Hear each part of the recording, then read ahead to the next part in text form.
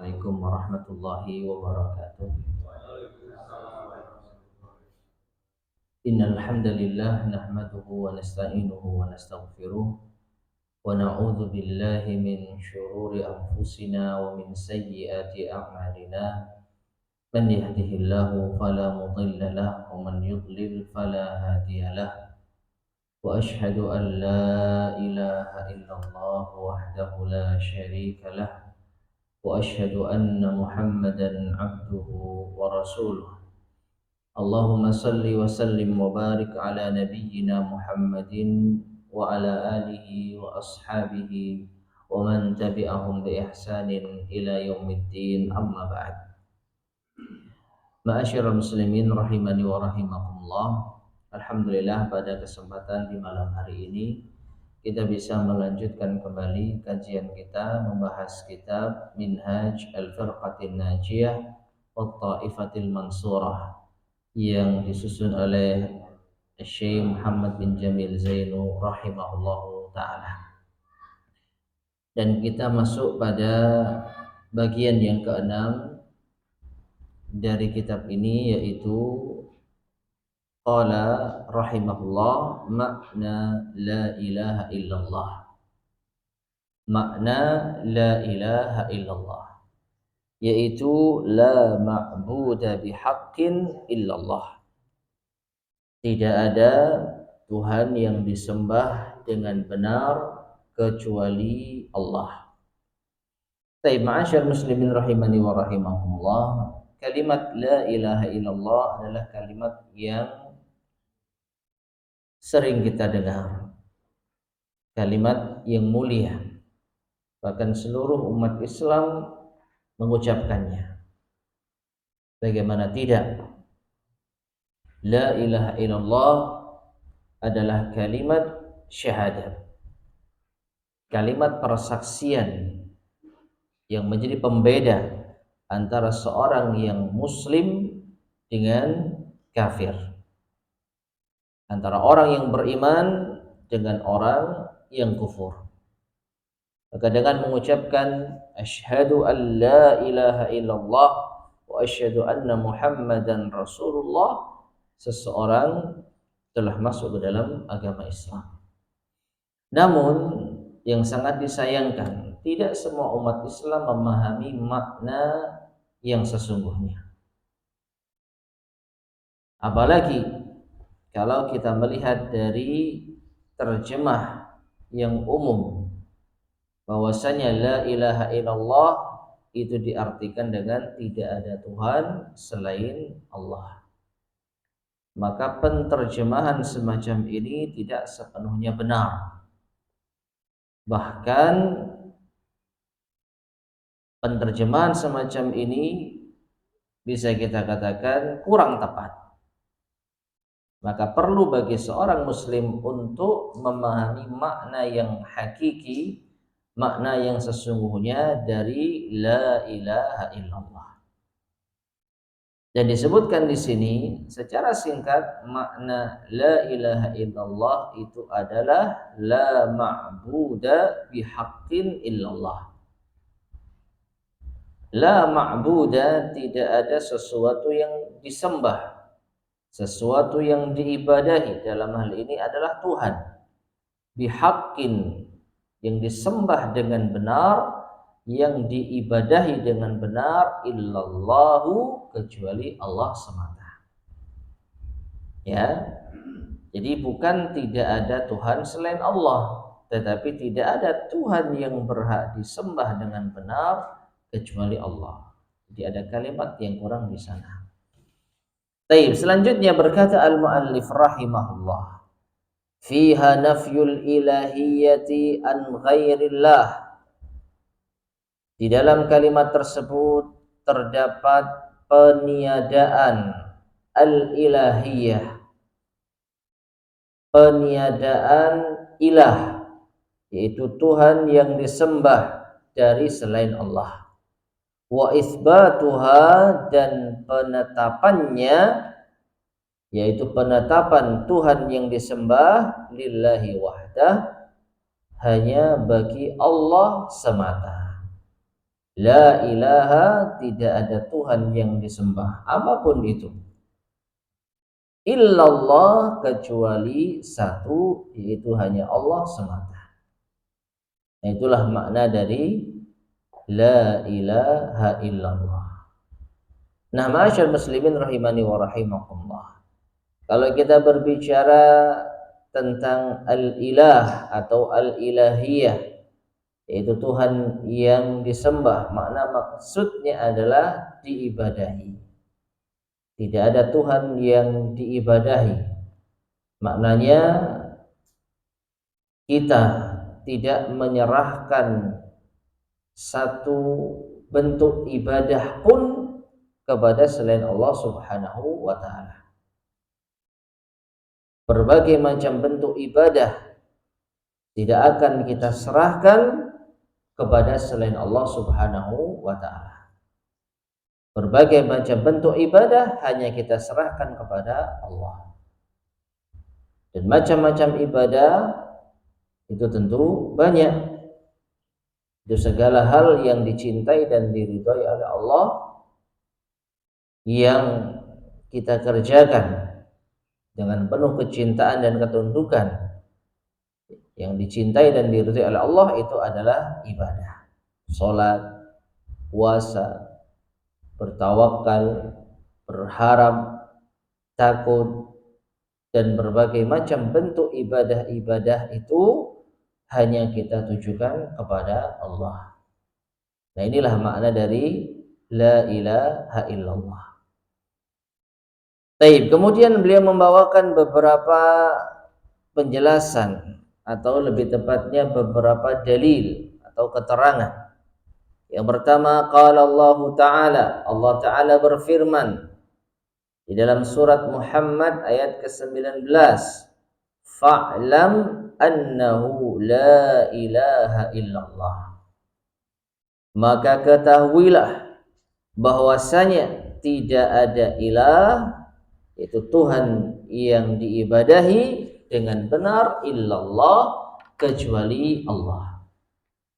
Nah, di dalam ayat ini ma'asyar muslimin rahimani wa rahimakumullah, memang tujuan atau kandungan utamanya adalah memahami la ilaha illallah.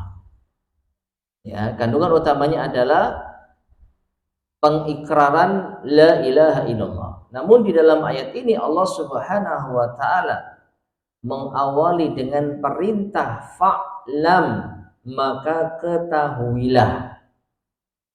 Yang ini menunjukkan bahwasanya wajib untuk mengetahui makna la ilaha illallah. Jadi makna la ilaha illallah itu harus diketahui artinya sebelum kita mengucapkannya.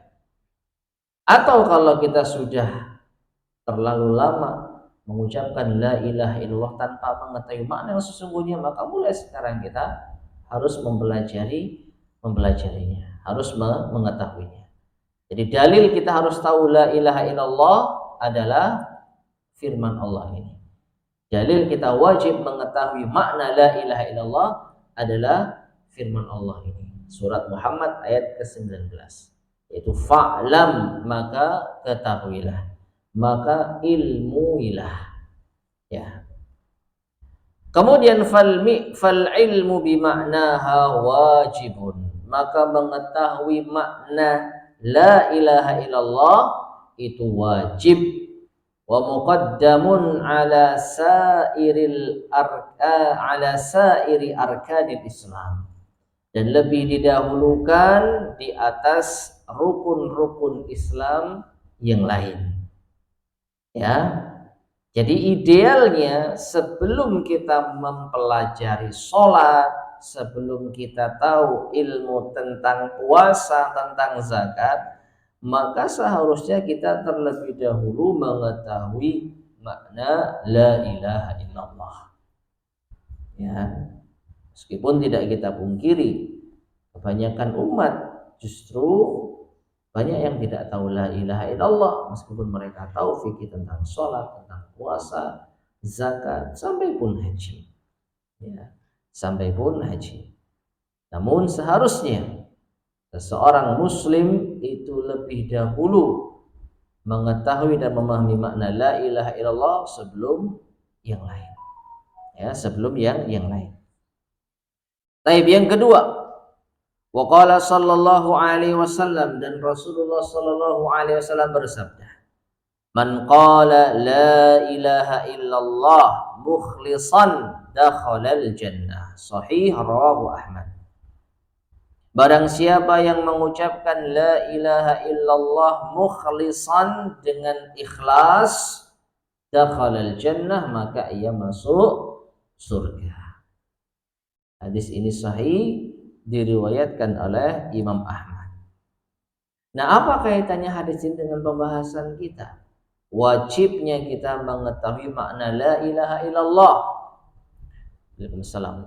Fal mukhlisu, maka orang yang ikhlas, walladhi yafhamuha, yaitu orang yang memahaminya, memahami la ilaha illallah, wa ya'malu biha, dan mengamalkannya, wa yad'u ilaiha qabla ghairiha, dan mengajak kepadanya sebelum orang lain.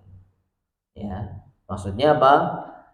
Mengajak kepada kalimat la ilaha illallah qabla ghairiha, sebelum mengajak kepada yang lain. Sebelum mengajak kepada permasalahan agama lainnya. Lianna fiha tauhida, karena di dalamnya ada tauhid, alladzi khalaqallahu al-'alama li ajlihi, yang Allah Subhanahu wa taala menciptakan alam semesta karenanya, karena tauhid. Wa ma khalaqtul jinna wal insa illa liya'budun.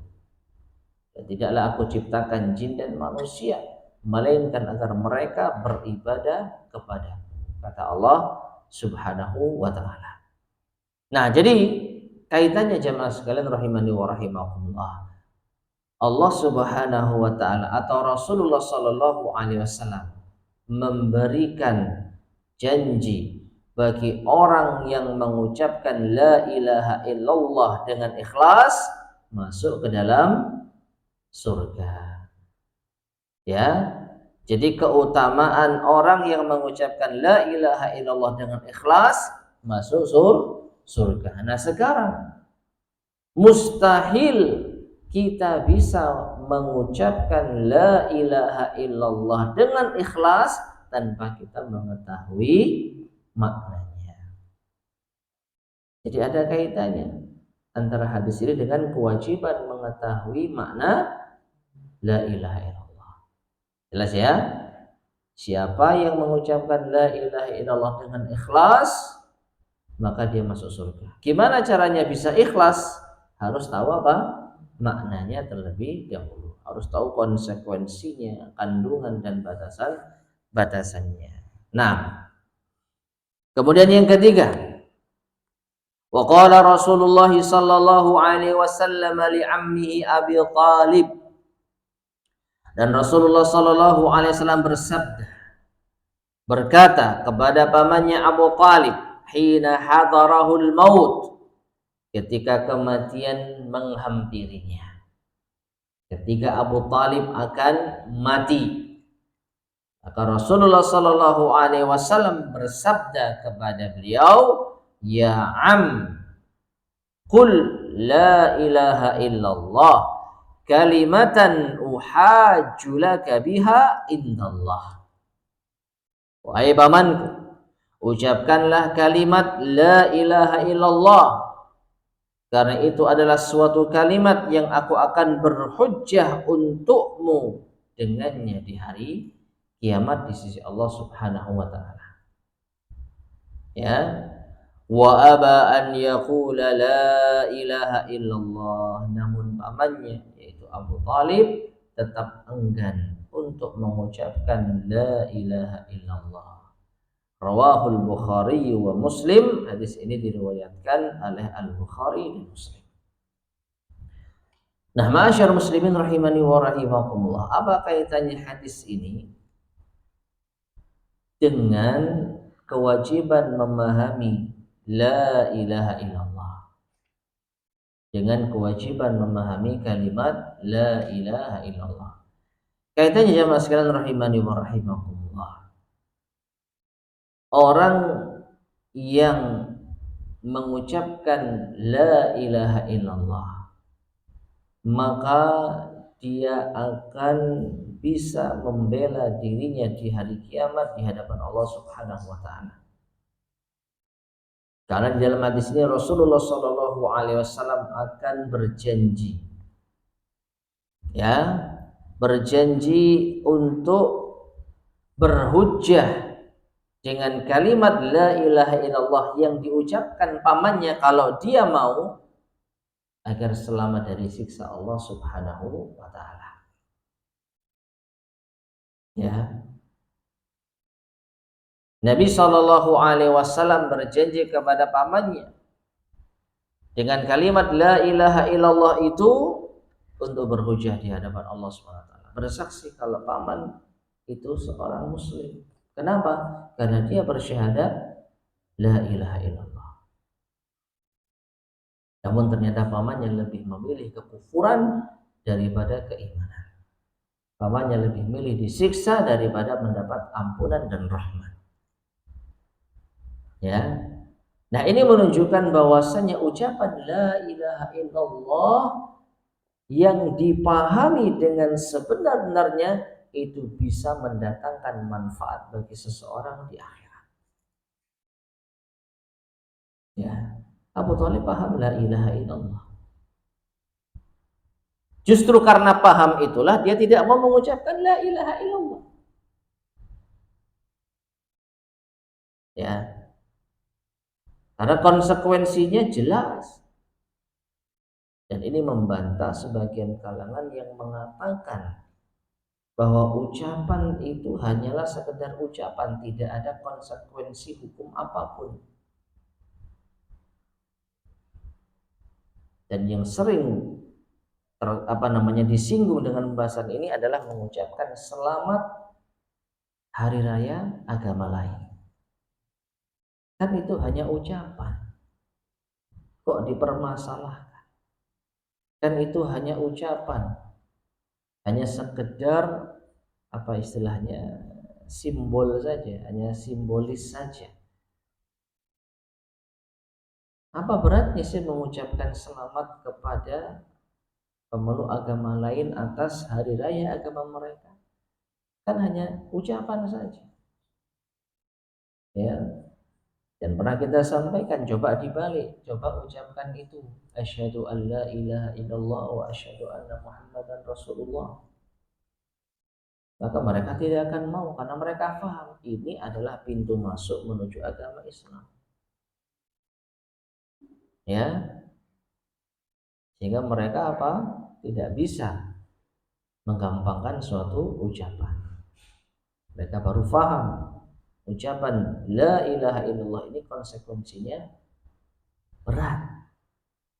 Dan karena inilah Abu Thalib menolak mengucapkan la ilaha illallah. Menunjukkan apa? Dengan mengucapkan la ilaha illallah yang sesuai dengan makna yang benar, itu menjadikan seseorang selamat di akhirat. Karena Nabi SAW berjanji, kalimat ini akan aku jadikan sebagai hujjah di hadapan Allah. Maksudnya apa? Aku akan bersaksi di hadapan Allah kalau Anda, wahai pamanku, adalah seorang muslim. Kalau mau mengucapkan la ilaha illallah, tapi ternyata enggak. Ternyata pamannya lebih memilih kekufuran. Karena dia paham, karena konsekuensi mengucapkan la ilaha illallah harus meninggalkan sesembahan yang disembah oleh orang-orang Quraisy yang telah dipertahankan semenjak zaman dahulu hingga sekarang. Maka Abu Thalib pun menutup yaitu kehidupannya dengan mengatakan bal huwa ala millati Abdul Muttalib. Bahkan Abu Thalib tetap berada di atas agama Abdul Muttalib, yaitu agama menyembah berhala. Nah, Baik, kemudian yang keempat, baqiyar Rasul sallallahu alaihi wasallam fi Makkah 13 aman. Rasulullah sallallahu alaihi wasallam menetap di Mekah selama 13 tahun, maksudnya setelah menjadi nabi dan rasul. Karena Nabi Shallallahu alaihi wasallam memang penduduk asli Mekah. Beliau hidup di Mekah semenjak lahir hingga diusir oleh kaumnya. Ya. Jadi total Nabi Shallallahu alaihi wasallam tetap menetap di Mekah sejak lahir sampai usia berapa? Ayo usia berapa? Ayo. Usia berapa? Nah, usia berapa? Nabi Shallallahu alaihi wasallam menetap di kota Mekah sejak lahir sampai usia berapa? 53 tahun. Ya. Gimana ngitungnya? 40 itu apa? Diangkat menjadi nabi dan rasul. Kemudian berdakwah selama 13 tahun di kota Mekah sebagaimana yang disampaikan di sini. Ya tinggal nambahkan 40 tambah 13. Berapa usia Nabi saat hijrah? 53. Kan sama aja toh. Berapa usia Nabi saat hijrah ke Madinah? 53. Berapa lama Nabi SAW menetap di Mekah sejak lahir sampai diusir? 53. Bahasanya beda, intinya sama. Ya. Dibolak-balik. Sebenarnya di kongkon matematika. Taib. Ya. Jadi selama 13 tahun setelah diangkat menjadi Nabi dan Rasul, beliau yad'ul araba qailan, berdakwah kepada bangsa Arab dengan mengucapkan qulu la ilaha illallah. Wahai orang-orang Arab, ucapkanlah la ilaha illallah. Ya. Ini bukan berarti beliau secara zahirnya hanya ini yang diucapkan sepanjang hari, 13 tahun yang diucapkan ini terus, ya bukan berarti seperti itu. Ya ada kalanya Nabi Shallallahu alaihi wasallam mungkin membicarakan hal yang lain kepada kaumnya, kepada kerabatnya. Tapi beliau membawa misi utama, apapun yang akan disampaikan, apapun yang akan diajak bicara, siapapun yang akan diajak bicara, maka yang utama adalah la ilaha illallah. Ya, tidak menutup kemungkinan adanya diskusi mungkin di sebagian waktu, dengan sebagian tokoh, adanya debat dan lain sebagainya. Tapi intinya beliau selama 13 tahun fokus utamanya adalah pada dakwah la ilaha illallah. Ya, ucapkanlah la ilaha illallah. Faqalu, namun mereka membalas, ilahan wahidan. Apakah kita diajak untuk menyembah satu Tuhan saja? Perhatikan. Ya, ini menunjukkan mereka faham kalimat la ilaha illallah. Ya, ma sami'na bihadza, kami tidak pernah mendengar seruan semacam ini. Ya. Jadi mereka menolak mengucapkan la ilaha illallah. Yang mana kalau kita terapkan pada orang sama-sama, kan tinggal mengucapkan saja, apa sih beratnya, apa sih susahnya? Ya, karena mereka faham dan mereka memiliki keteguhan hati untuk tetap setia pada agama nenek moyang, makanya mereka menolak mengucapkan la ilaha illallah. Ini ucapan yang berkonsekuensi besar. Ya, menunjukkan apa? Wajib untuk memahami makna la ilaha illallah. Li'annal araba fahimu makna, karena orang Arab faham maknanya. Wa anna man qalaha la yad'u ghairallah, yaitu apa? Bahwa orang yang mengucapkannya maka dia tidak boleh lagi untuk menyeru kepada selain Allah. Sedangkan mereka masih memiliki kebiasaan menyeru kepada selain Allah. Mereka masih melestarikan budaya meminta-minta kepada selain Allah. Kalau mereka ucapkan la ilaha illallah, konsekuensinya mereka harus apa? Menghentikan itu semua, dan itu berat, meninggalkan agama nenek moyang. Ya, fatarakuha wa lam yaquluha, maka mereka pun meninggalkan seruan tersebut dan tidak mau mengucapkannya. Qala Allah Ta'ala anhum, Allah Subhanahu wa taala berfirman tentang mereka, innahum kanu idza qila lahum la ilaha illallah yastakbirun wa yaquluna inna latariku alihatina li syairin majnun bal jaa bil haqqi wa saddaqal mursalin. Dalam surat As-Saffat ayat 35 sampai 37. Yang artinya sesungguhnya mereka itu orang-orang Arab, orang-orang kafir Quraisy, ketika diseru untuk mengucapkan la ilaha illallah, mereka menyombongkan diri. Mereka angkuh dan mengatakan, apakah kami akan meninggalkan alihatina, sesembahan-sesembahan kami, demi mengikuti seorang penyair yang gila? Ya, jadi mengucapkan la ilaha illallah bagi mereka itu sama dengan mengikuti orang gila, penyair yang gila. Yang dimaksud tentu Nabi kita Muhammad sallallahu alaihi wasallam. Maka Allah membela, bal jaa bil haqq wa saddaqal mursalin. Bahkan dia Muhammad datang dengan membawa kebenaran dan membenarkan rasul-rasul sebelumnya. Jadi yang dibawa Nabi kita Muhammad SAW pada hakikatnya bukan hal yang baru, tapi hal yang dahulu telah didakwahkan pula oleh nabi-nabi dan rasul-rasul sebelumnya. Hanya saja umat di masa itu tidak menyadari. Ya, umat di masa itu memahami bahwa peribadatan terhadap selain Allah itulah yang dibawa oleh nabi-nabi terdahulu. Makanya mereka mengklaim kalau mereka itu mengikuti ajaran Nabi Ibrahim.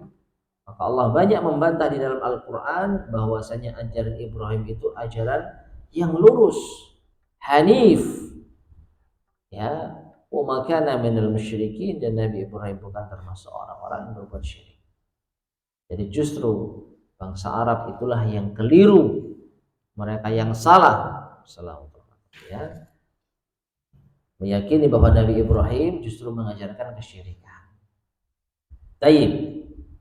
Kemudian waqala sallallahu alaihi wasallam, dan Rasulullah sallallahu alaihi wasallam bersabda, man qala la ilaha illallah wa kafara bima yu'badu min dunillah haruma maluhu wa damuhu, rawahu Muslim.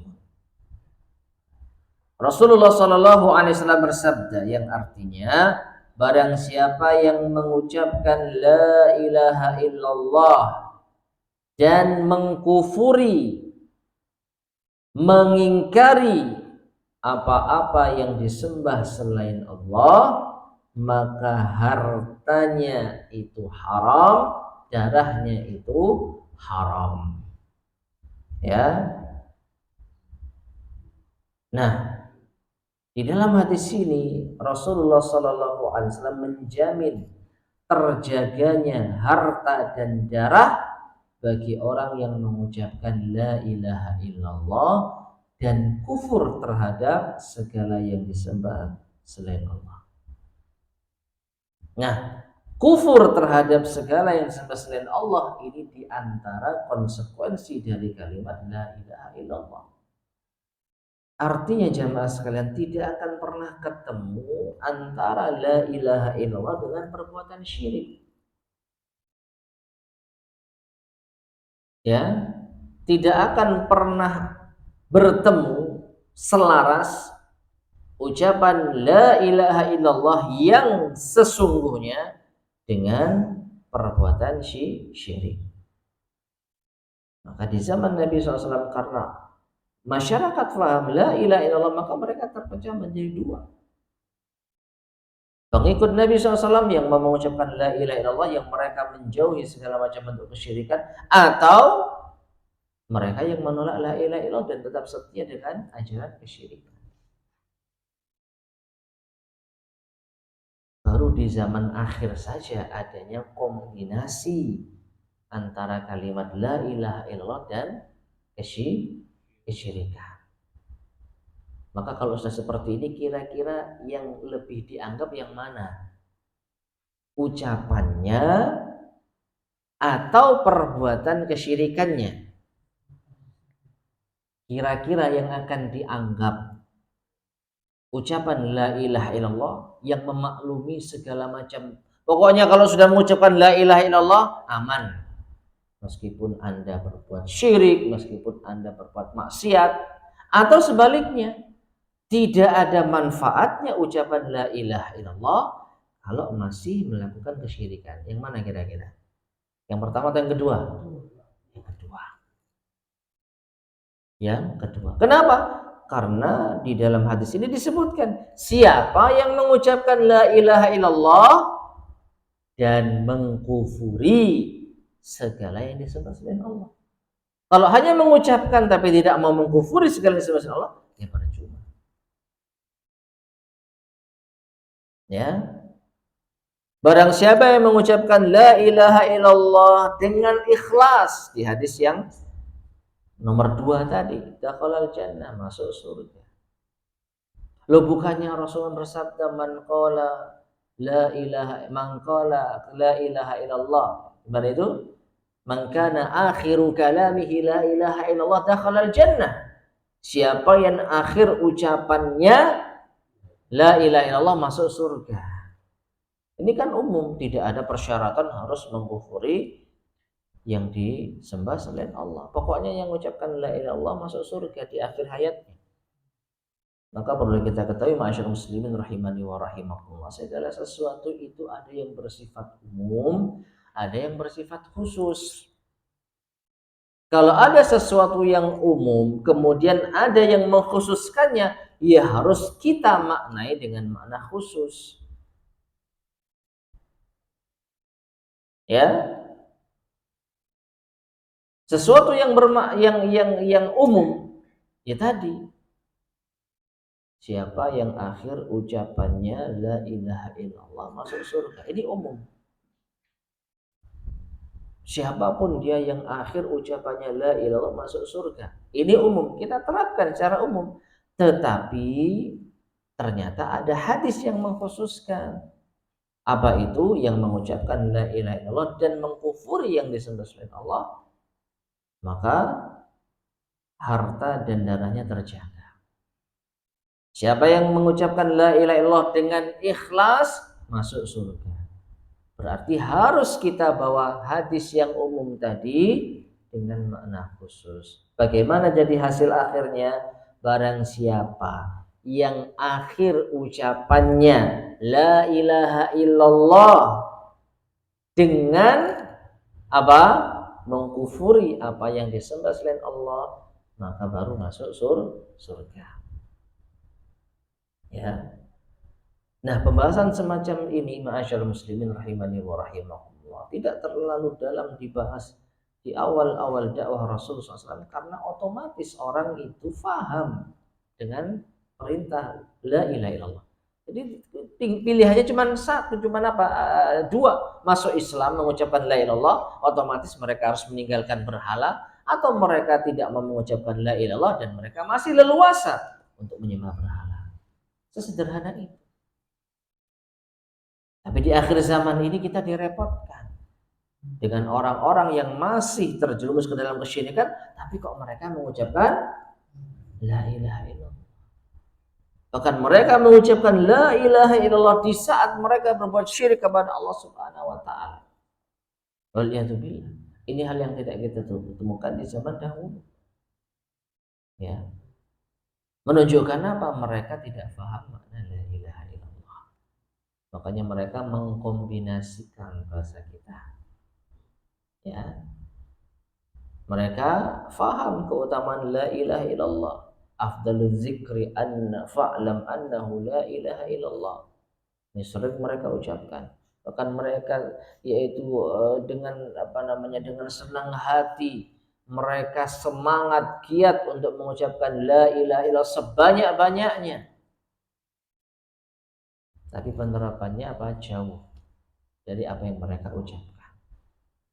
Nah, ini menunjukkan pentingnya memahami makna la ilaha illallah. Bukan hanya sekedar ucapan semata, tapi ada konsekuensi-konsekuensi yang harus dijalankan. Nah, wa makna hadis, kemudian saya menjelaskan dan makna hadis ini anna talaffuz bisyahadati, bahwasanya melafadzkan syahadat la ilaha illallah yastalzimu, itu mengharuskan an yakfura wa yunkira kulla ibadatin li ghairillah, mengharuskan mengingkari dan mengkufuri setiap peribadatan kepada selain Allah. Kadu'ail amwati wa ghairi, contohnya seperti berdoa kepada orang yang sudah mati atau selainnya. Perhatikan, berdoa kepada, bukan mendoakan. Kalau mendoakan dianjurkan. Artinya kita berdoa kepada Allah agar orang-orang yang mati tersebut dirahmati Allah, diampuni dosa-dosanya selama mereka mati di atas Islam. Maka kita diperintahkan, diperbolehkan untuk mendoakan kebaikan bagi mereka. Tapi kalau berdoa kepada mereka, artinya kita minta kepada mereka, kita minta kepada penghuni kubur. Dan ini adalah kesyirikan. Ya. Wal gharibu, dan yang aneh, anna ba'dal muslimina, bahwasanya sebagian kaum muslimin yaqulunaha bi alsinatihim, mereka mengucapkannya dengan lisan-lisan mereka, wa yukhalifuna ma'naha, dan menyelisihi maknanya, menyelisih kandungannya bi af'alihim, dengan perbuatan-perbuatan mereka, wa du'aihim li ghairillah, dengan doa-doa mereka kepada selain Allah. Nah, ma'asyar muslimin rahimani wa rahimakumullah, ini yang terjadi. Bahkan bukan hanya orang-orang yang tidak paham bahasa Arab yang terjerumus ke dalam kesyirikan, di saat yang bersamaan mereka mengucapkan apa? La ilaha illallah. Kalau nggak paham bahasa Arab mungkin ada sedikit pemakluman. Kenapa Anda berbuat syirik kepada Allah? Kenapa Anda melakukan kesyirikan? Padahal Anda mengucapkan la ilaha illallah. Ya, saya tidak tahu itu syirik. Yang penting kan di dalam Islam dianjurkan untuk mengucapkan la ilaha illallah. Apa arti la ilaha illallah? Tidak Tuhan selain Allah. Nah, kembali lagi, makna yang keliru, kurang tepat. Jadi orang yang tidak paham bahasa Arab mungkin bisa kita sedikit maklumi ketika salah di dalam memahami la ilaha illallah. Namun yang sangat disayangkan, orang-orang yang paham bahasa Arab pun terjerumus di dalam kesyirikan. Ya, jadi bisa disimpulkan orang-orang di zaman sekarang itu jauh lebih tidak mengetahui kalimat la ilaha, makna kalimat la ilaha illallah dibandingkan dengan pendahulu mereka. Kalau pendahulu mereka gentle, tidak mau mengucapkan la ilaha karena apa? Faham konsekuensinya apa? Mereka harus meninggalkan berhala dan mereka berat. Tapi di zaman sekarang, ya, menyembah berhalanya masih jalan, tapi ucapannya la ilaha illallah. Ini adalah kontradiktif. Nah, jadi sering disampaikan oleh para ulama kita, kenyataan umat ini ya itu lebih parah kesyirikannya dibandingkan dengan umat terdahulu. Dari sisi apa? Dari sisi mereka umat-umat terdahulu kesyirikannya itu dengan keyakinan ya bahwasanya kalimat la ilaha illallah itu kalimat yang asing dan aneh bagi mereka. Ya, yang mereka kenal agama nenek moyang itu ya seperti itu, menyembah kepada berhala. Ya, menyembah berhala. Jadi mereka apa? Gentle dalam hal ini. Sekalian mereka berbuat syirik sehingga mereka menolak kalimat la ilaha illallah. Ada umat di zaman sekarang mereka mengucapkan la ilaha tapi tidak paham maknanya sehingga menjadikan situasi semakin rumit. Dikatakan muslim tapi kok berbuat syirik. Ya. Dikatakan musyrik tapi kok mengucapkan la ilaha illallah. Ya, mereka menjadikan situasi rumit. Ya, nah seperti itu. Baik, kemudian yang kelima. La ilaha illallah. Asasut tauhid wal Islam. Kalimat la ilaha illallah itu adalah asasnya tauhid dan agama Islam. Wa manhajun kamilun lil hayat, dan metode yang sempurna di dalam kehidupan. Yatahaqqaqu bi taujihi kulli anwa'il ibadati lillah, yang terwujud dengan mengarahkan segala macam bentuk ibadah kepada Allah semata. Wa dzalika idza khada'al muslimu lillah, yang demikian itu apabila seorang muslim menundukkan dirinya, tunduk, wada'ah wahdah, dan hanya berdoa kepada Allah semata, wahtakama li syar'ihi duna ghairihi, dan berhukum dengan syariat Allah tidak kepada selainnya. Nah, ma'asyiral muslimin rahimani wa rahimakumullah, poin yang kelima ini menegaskan tentang makna la ilaha illallah. Apa itu? La ilaha illallah adalah asas dari tauhid dan Islam, dasar, pondasi. Sebelum kita membangun Islam dengan amal-amal saleh, maka kita harus pastikan pondasinya kuat dan kokoh. Bagaimana itu? Dengan kalimat la ilaha illallah yang diamalkan sesuai dengan konsekuensinya. Barulah kita bisa membangun agama Islam dengan amal-amal saleh.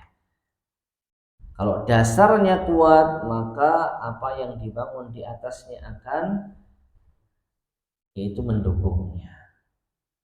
Akan sama-sama bisa berdiri tegak. Tapi kalau pondasinya rapuh, maka bangunan tidak akan bisa berdiri tegak. Amal solehnya akan ikut hancur. Sholat yang merupakan tiang agama, yang jelas-jelas penopang utama agama, kalau dibangun di atas pondasi yang rapuh, tiang itu akan ambruk. Kan bukan begitu? Ya. Ini perumpamaan yang sangat-sangat mudah dipahami. Meskipun orang itu bukan berlatar belakang sipil ya. Yang namanya membangun bangunan harus dimulai dengan menguatkan pondasi. Mau model pondasi sepatu atau aparat itu teknik-teknik yang ada. Tapi orang paham kalau mau membangun sesuatu nggak ada pondasinya, ya akan ambruk. Mau bangun tiang sekokoh apapun, kalau tidak ada pondasinya ya akan jatuh. Itu tiangnya hancur, ya. Belum lagi atapnya yang mungkin itu terdiri dari amal soleh, sedekah, zakat, belum pintunya, belum dindingnya. Yaitu adalah amalan-amalan di dalam Islam. Nggak ada artinya kalau pondasinya tidak kokoh. Nah, pondasi dari Islam apa? La ilaha illallah. Ya, jadi kalau kita sudah memastikan pondasi kita aman, monggo kalau mau mencicil bangunan. Ya, saya mau bangun temboknya dulu, hanya batanya, semennya nanti. Ya, mau belajar, sholat dulu yang baik, untuk zakat atau untuk infak sedekah, sebentar saya masih mau membenahi sholat dulu nih, dibangun di atas pondasi yang kuat, nggak ada masalah. Ya, jadi kalau pondasinya rapuh, maka amalan-amalan seutama apapun itu akan ikut hancur. Hajinya tidak sah, sholatnya nggak sah, puasanya nggak diterima, zakatnya nggak dianggap, sedekahnya tidak ada artinya, lah percuma. Karena pondasinya apa? Rapuh. Nah, maka la ilaha illallah itu adalah asas, pondasi dari tauhid dan Islam. Baik, yang keenam. Qala Ibnu Rajab, berkata Imam Ibnu Rajab rahimahullah. Al-ilah, makna ilah. Yang tadi sudah kita sampaikan, al-ilah itu adalah al-ma'bud, Tuhan yang disembah. Ibnu Rajab menjelaskan al-ilah huwallazi yuta'u wa la yu'sa. Di antara kandungan makna ilah adalah Tuhan yang ditaati dan tidak dimaksiati, tidak didurhakai. Haibatan wa ijlalan, dengan penuh penghormatan dan pengagungan. Wa mahabbatan wa khaufan wa rajaan wa tawakkulan alaih, dengan penuh kecintaan, rasa takut, berharap dan bertawakal kepadanya. Wa su'alan minhu wa du'aan lahu, dan meminta kepadanya dan berdoa kepadanya. Ya, itu adalah makna ilah. Tuhan yang ditaati, tidak didurhakai, yang kita hormati, yang kita agungkan, yang kita cintai, yang kita takuti, yang kita harapkan, yang kita bertawakal kepadanya, yang kita meminta dan berdoa kepadanya. Itu makna ilah. Ya, makanya tadi disederhanakan dengan tidak ada Tuhan yang disembah, tidak ada Tuhan yang diibadahi. Dan semua yang disebutkan ini, pengagungan, kecintaan, rasa takut, harapan, tawakal, berdoa, meminta, itu semua adalah bentuk-bentuk ibadah. Wala yasluhu hadza kulluhu, maka tidak tepat semua ini ya illa lillahi azza wajalla, kalau atau ditujukan kecuali hanya kepada Allah azza wajalla. Semua bentuk ibadah yang disebutkan ini tidak sesuai ya apabila tidak ditujukan kepada Allah. La yasluh, tidak sah kecuali hanya ditujukan kepada Allah. Faman asyraka makhluqan, maka barang siapa yang berbuat syirik dengan makhluk fi syai'in fi hadhihi min hadhil umur, pada sesuatu dari perkara-perkara ini, allati hiya khasaisul ilah, yang merupakan kekhususan dari ilah, Tuhan yang disembah, kana dzalika qadhan fi ikhlasihi fi qaulihi la ilaha illallah, maka ini akan merusak keikhlasannya di dalam ucapannya la ilaha illallah. Ya, jadi satu bentuk ibadah saja diserahkan kepada selain Allah, ini bisa membuat cacat keikhlasannya, bisa merusak apa yang diucapkannya, berubah kalimat la ilaha illallah. Wa kana fihi min ubudiyatil makhluk bihasabi ma fihi min dzalik, sehingga dia terjerumus ke dalam peribadatan terhadap makhluk sesuai dengan kadar yang ia terjatuh di dalamnya. Ya, meskipun ma'asyiral muslimin rahimani wa rahimakumullah, satu bentuk ibadah saja diserahkan kepada selain Allah, ini sudah cukup menggugurkan seluruh amal saleh. Nggak usah semua. Apa itu contohnya? Hanya berdoa kepada selain Allah. Yang dia lakukan, kesyirikan yang dilakukan hanya berdoa kepada selain Allah. Selebihnya, sholatnya untuk Allah, puasanya untuk Allah, hajinya untuk Allah, amal solehnya untuk Allah, takutnya kepada Allah, berharapnya hanya kepada Allah, tawakalnya hanya kepada Allah, tapi cuma satu, dia minta kepada selain Allah. Ini saja. Maka ini sudah cukup menggugurkan amal-amalannya. Ya, meskipun tentu kalau kita bandingkan orang yang terjatuh di dalam kesyirikan dalam 5 ibadah misalkan, ya sholatnya syirik, puasanya syirik, hajinya syirik, 5 ibadah terjatuh pada kesyirikan tentu lebih berat dibandingkan dengan orang yang terjatuh pada satu kesyirikan. Meskipun dua-duanya sama terjerumus ke dalam kesyirikan, dua-duanya sama terancam kekal di neraka. Loh, kalau sama-sama syiriknya dan terancam di neraka, kenapa kok dibedakan? Apa yang akan menjadi perbedaan di sana? Siksa. Bukankah Abu Thalib mati dalam keadaan syirik, tapi siksanya paling ringan? Ya, siksaan ahli neraka yang mati dalam keadaan syirik yang paling ringan Abu Thalib. Menunjukkan apa? Orang itu bertingkat-tingkat azabnya di neraka.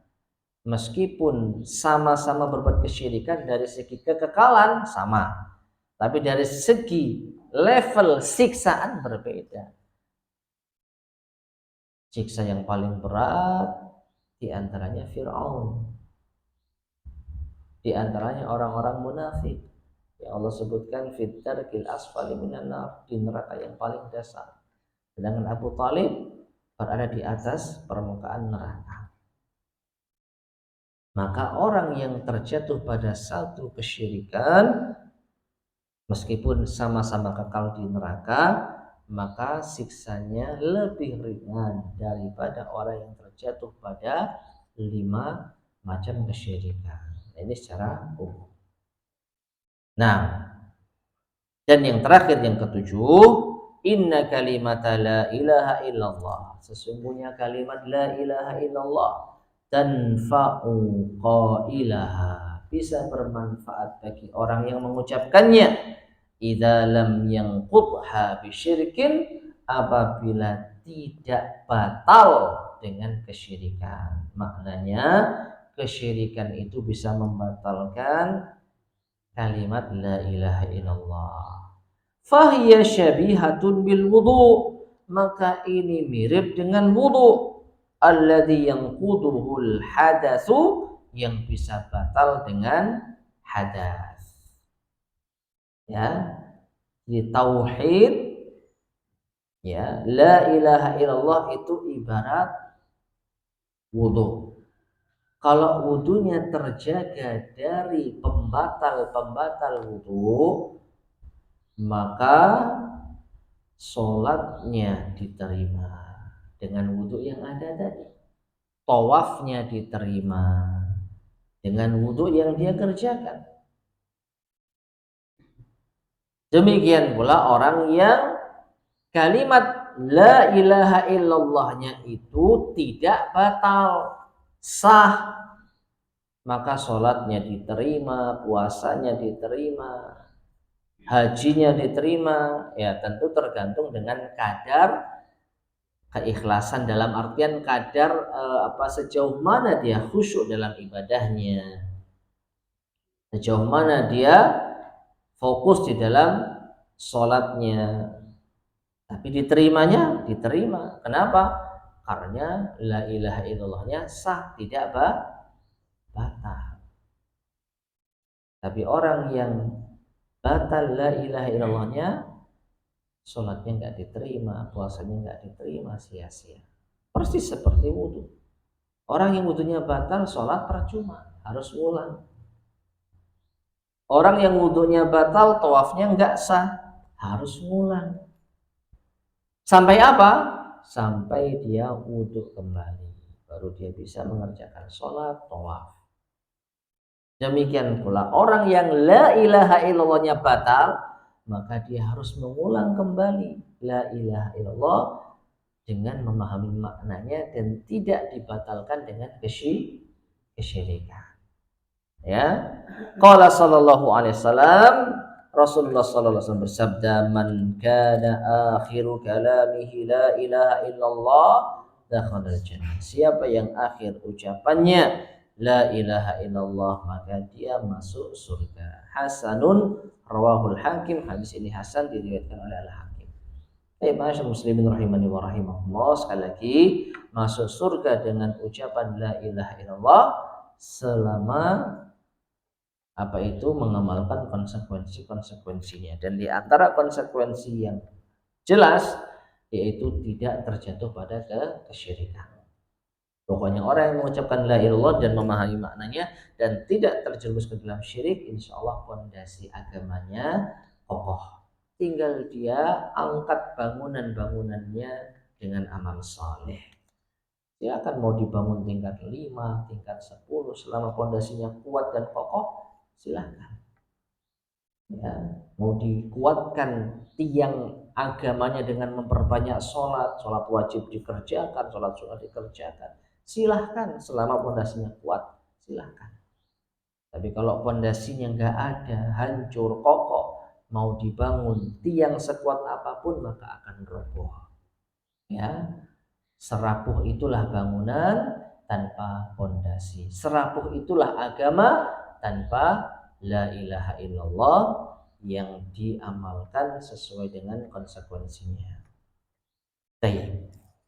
Nah, masyaallah muslimin rahimani wa rahimakumullah, berakhirlah pembahasan bagian yang ke-6 makna la ilaha illallah. Insyaallah akan kita lanjutkan pada kesempatan berikutnya bagian yang ke-7 makna Muhammad Rasulullah. Wallahu ta'ala a'lam bissawab. Baik.